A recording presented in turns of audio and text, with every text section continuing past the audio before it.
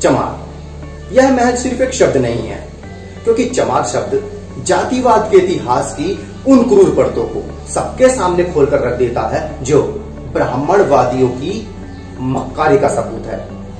मरे हुए जानवर की चमड़ी उधेड़कर उनसे जूते बना देने वाले चमारों ने इतिहास में कई बार अपनी वीरता का परिचय दिया है। चमार वंशियों की इसी वीरता का नाम है चमार रेजिमेंट। जय भीम, मेरा नाम है तरुण कुमार और आप देख रहे हैं द शूद्रा। द शूद्रा की खास पेशकश द बहुजन शो में आज आप मेरे साथ देखिए चमार रेजिमेंट की सच्ची और असली कहानी।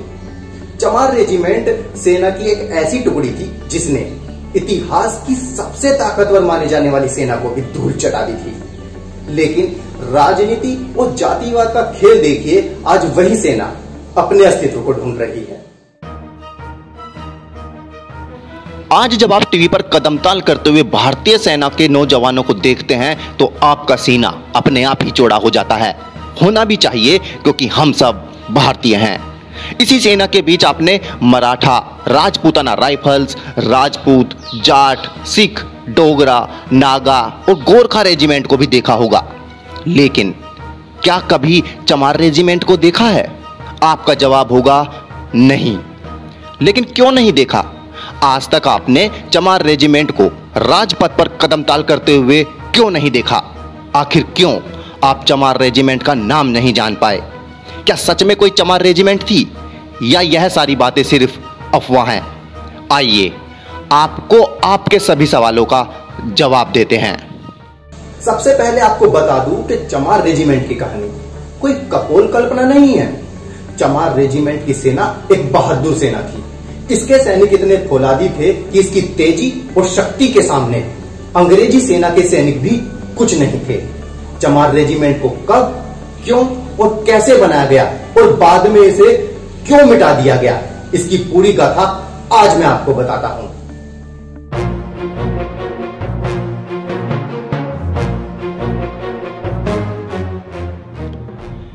दूसरे विश्व युद्ध में बुरी तरह से घिरी ब्रिटिश सरकार ने थल सेना के रूप में अलग से चमार रेजिमेंट बनाई थी। इस चमार सेना को 3 साल तक काम करने दिया गया। साल 1943 से 1946 तक चमार रेजिमेंट सेना में मौजूद रही। 1 मार्च 1943 को उत्तर प्रदेश के मेरठ छावनी में चमार रेजिमेंट स्थापित की गई थी, लेकिन इसका मुख्यालय मध्य प्रदेश के जबलपुर में बनाया गया था। इससे पहले 1 साल तक यह दूसरी पंजाब रेजिमेंट की 27वीं बटालियन के रूप में ट्रायल यानी कि इम्तिहान के तौर पर रही थी। 27वीं बटालियन में चमार जाति के जवान ही भर्ती किए गए थे। जब उन्होंने हथियारों की ट्रेनिंग और शारीरिक बल से खुद को साबित कर दिया, तब चमार रेजिमेंट की स्थापना की गई। चमार रेजिमेंट अंग्रेजी सरकार की उस नीति के तहत बनाई गई थी जिन समुदायों की सेना में कभी हिस्सेदारी नहीं रही, अब उन्हें भी सेना में शामिल किया गया। इस रेजिमेंट के गठन के कुछ दिनों बाद में दूसरा विश्व युद्ध और तेज हो गया, जिसका असर एशिया तक पहुंच गया और चमार रेजिमेंट को इसमें उतार दिया गया। उस समय दलितों की अंग्रेजी फौज में महार रेजिमेंट, मजहबी एंड रामदसिया रेजिमेंट और चमार रेजिमेंट मौजूद थी। दूसरे विश्व युद्ध में इन सभी रेजिमेंट ने हिस्सा लिया था।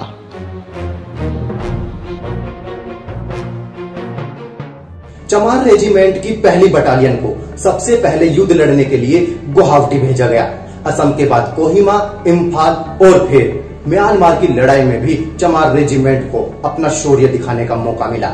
लेकिन दूसरे विश्व युद्ध में चमार रेजिमेंट के 42 जवान शहीद हो गए। इन जवानों के नाम दिल्ली, इम्फाल, कोहिमा और आदि शहरों में युद्ध स्मारकों पर लिखवाए गए हैं। चमार रेजिमेंट के 7 जवानों को वीरता पुरस्कार से सम्मानित किया गया।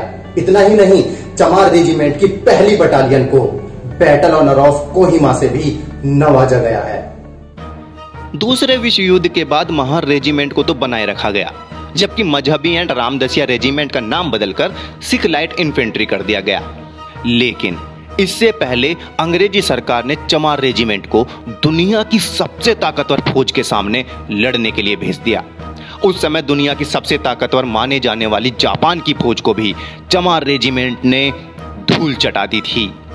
जंग के मैदान में चमर वंश के योद्धाओं ने दुश्मनों को ऐसे उधेड़ कर रख दिया जैसे उनके पुरखे मरे हुए जानवर की चमड़ी उधेड़ देते थे। दुश्मन उनके सामने थर्रा उठे। इस युद्ध में चमार रेजिमेंट की बहादुरी को देखते हुए सेना को भी सम्मान दिया गया। चमार सेना की वीरता को देखते हुए चमार रेजिमेंट को बैटल ऑनर ऑफ कोहिमा से नवाजा गया।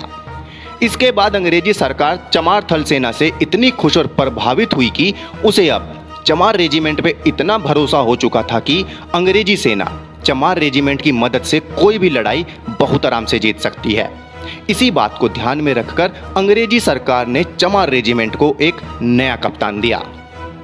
कैप्टन मोहनलाल कुरिल को सेना का नया कप्तान बनाया गया और सेना को आजाद हिंद फौज से लड़ने के लिए सिंगापुर भेजा।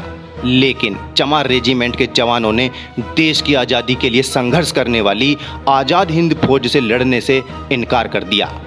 अंग्रेजी सेना की नौकरी करने वाले चमार सैनिकों ने साफ साफ कह दिया कि वो अपने भाइयों पर गोली नहीं चला सकते, क्योंकि उनके भाई अपनी मातृभूमि की आज़ादी के लिए लड़ रहे हैं। चमार रेजिमेंट में हरियाणा के चुन्नीलाल, जोगीराम और धर्म सिंह भी शामिल थे। सिंगापुर पहुंचकर कैप्टन कुरिल ने देखा कि अंग्रेजी सरकार चमार रेजिमेंट के हाथों उन्हीं के देशवासियों को मरवाने का इंतजाम कर रही है। जिसके बाद कैप्टन कुरिल ने अपनी चमार रेजिमेंट को सुभाष चंद्र बोस की आईएनए यानी कि आजाद हिंद फौज में शामिल करने का निर्णय लिया। कैप्टन कुरिल के इस निर्णय से बौखलाई और घबराई हुई अंग्रेजी सरकार ने 1946 में ही चमार रेजिमेंट पर प्रतिबंध लगा दिया। वीर चमार रेजिमेंट ने अपने ही देशवासियों के मरवाने के आदेश के चलते अंग्रेजों के साथ बगावत की और सुभाष चंद्र बोस के साथ आईएनए में शामिल हो गई।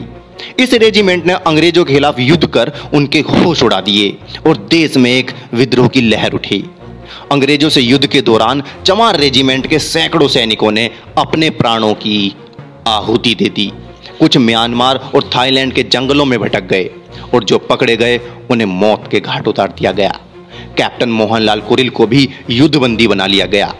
देश में अंग्रेजों के खिलाफ जबरदस्त आंदोलन हुए और हर मोर्चे पर नाकाम रहने वाली ब्रिटिश सरकार ने नेताजी सुभाष चंद्र बोस को वार क्रिमिनल घोषित करने के साथ ही चमार रेजिमेंट पर प्रतिबंध लगा दिया। कैप्टन कुरिल कई साल तक जेल में रहे और आखिरकार देश की आजादी के साथ उन्हें भी रिहाई मिली। कैप्टन कुरिल बाद में 1952 में उन्नाव की सफीपुर विधानसभा से विधायक भी रहे। लेकिन आजादी के बाद भी आज तक चमार रेजिमेंट बहाल नहीं हो पाई है। हालांकि चमार रेजिमेंट को दोबारा से बहाल करने के लिए मांगे उठती रही हैं। सियासी गलियारों में भी चमार रेजिमेंट को सेना में शामिल करने की बातें होती रही हैं। इस मामले पर राष्ट्रीय अनुसूचित जाति आयोग ने भी संज्ञान लिया। आयोग के सदस्य ईश्वर सिंह ने सरकार को नोटिस भेजकर इस बात का जवाब मांगा है कि आज तक चमार रेजिमेंट को क्यों नहीं बहाल किया गया, आखिर क्यों चमार रेजिमेंट पर पाबंदी लगाई हुई है। ईश्वर सिंह का कहना है कि दलित किसी भी विषम परिस्थिति में रह लेता है, उतनी कठिनाई में शायद ही कोई और जीवन जी सके जितनी कठिनाइयों में ये लोग रहते हैं। फिर भी इनकी रेजिमेंट सेना में बहाल क्यों नहीं की जा रही है। आजादी के बाद से ही चमार रेजिमेंट बहाल किए जाने की आवाज कई बार उठाई गई, लेकिन हर बार यह आवाज दब कर रह गई। दलित इस रेजिमेंट को बहाल करने के लिए कई राज्यों में प्रदर्शन कर चुके हैं। बीजेपी अनुसूचित मोर्चा से जुड़े दलित नेता शांत प्रकाश जाटव ने अक्टूबर 2015 में केंद्र सरकार से इस रेजिमेंट की बहाली की मांग की थी। नवंबर 2015 में मनोहर पर्रिकर ने पत्र लिखकर कहा था कि मामले की जांच करवा रहा हूं। उन्होंने प्रधानमंत्री और गृह मंत्री को पत्र लिखकर मांग की है कि पाठ्य पुस्तकों में चमारों की गौरव गाथा को शामिल किया जाए। उनके अनुसार चमार रेजिमेंट फोरम बनाकर वह दलितों को बता रहे हैं कि उनका इतिहास कितना गौरवशाली रहा है। जाटव के मुताबिक 30 दिसंबर 1943 को नेताजी सुभाष चंद्र बोस ने अंडमान निकोबार को अंग्रेजों से आजाद कराया था। इसमें चमार रेजिमेंट का भी अहम योगदान था।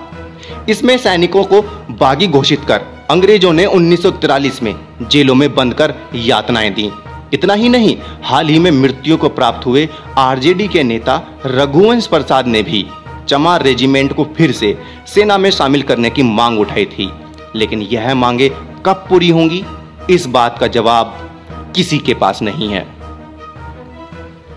चमार रेजिमेंट को अंग्रेजी सरकार ने बंद तो कर दिया, लेकिन चमार रेजिमेंट की वीर गाथा को वो न तो मिटा पाए और न ही किसी से छिपा पाए। चमार रेजिमेंट की वीर गाथा आज इतनी वीर है कि उस पर अब शोध हो रही है। यह शोध नई दिल्ली में स्थित जवाहरलाल नेहरू कॉलेज में सनातन सिंह द्वारा की जा रही है। चमार रेजिमेंट पर वीरों की वीर गाथा पर पुस्तकें भी लिखी गई हैं। हवलदार सुल्तान सिंह ने चमार रेजिमेंट और अनुसूचित जातियों की सेना में भागीदारी शीर्षक से किताब लिखी। दूसरी किताब सतनाम सिंह ने चमार रेजिमेंट और उनके बहादुर सैनिकों के विद्रोह की कहानी उन्हीं की जुबानी नाम से लिखी गई है। वीर चमार रेजिमेंट कब भारतीय सेना में शामिल होगी, इस बात का जवाब तो किसी के पास नहीं है। लेकिन वीर चमार रेजिमेंट जब तक भारतीय सेना में शामिल नहीं हो जाती, तब तक देश के कोने कोने से आवाजें उठती रहेंगी और यह संघर्ष जब तक जारी रहेगा जब तक वीर चमार रेजिमेंट फिर से जीवित नहीं हो जाती, क्योंकि हम अम्बेडकरवादी हैं और संघर्षों के आदी हैं। तो आप लोग भी संघर्ष करते रहिए और आगे बढ़ते रहिए। यही थी वीर चमार रेजिमेंट की वीर गाथा। यदि यह वीडियो आप लोगों को पसंद आया हो तो अपने दोस्तों और परिवार वालों के साथ शेयर करना ना भूलें। हमारा YouTube चैनल सब्सक्राइब करें, Facebook पेज लाइक करें, Instagram और Twitter पर फॉलो करना ना भूलें। यदि आपके पास भी ऐसी कोई प्रेरक कहानी है जो समाज को प्रेरणा प्रदान कर सकती है, तो नीचे दी जा रही आईडी पर आप हमें निसंकोच भेज सकते हैं। आप मुझे फॉलो करने के लिए मेरे ट्विटर अकाउंट पर भी मुझे फॉलो कर सकते हैं। एक नए विषय के साथ आपसे फिर जल्द मुलाकात होगी। जय भीम। साथियों, अम्बेडकरवादी पत्रकारिता करने वाले नेशनल बहुजन मीडिया को स्थापित करने में द शूद्रा की आर्थिक मदद करें। आप सीधे हमारे अकाउंट नंबर में मदद भेज सकते हैं। बेनिफिशियरी नेम है द शूद्रा, अकाउंट नंबर है 22333394689357। IFSC कोड है RATN0VAAPIS। ध्यान दीजिए, IFSC कोड में RATN के बाद 0 है, ओ नहीं। बैंक का नाम है RBL और ब्रांच है मुंबई। आप हमें 8595794224 पेटीएम पर UPI के जरिए भी अमाउंट ट्रांसफर कर सकते हैं। पेटीएम, गूगल पे और फोन पे के लिए हमारा एक ही नंबर है 8595794224। जय भीम, जय भारत।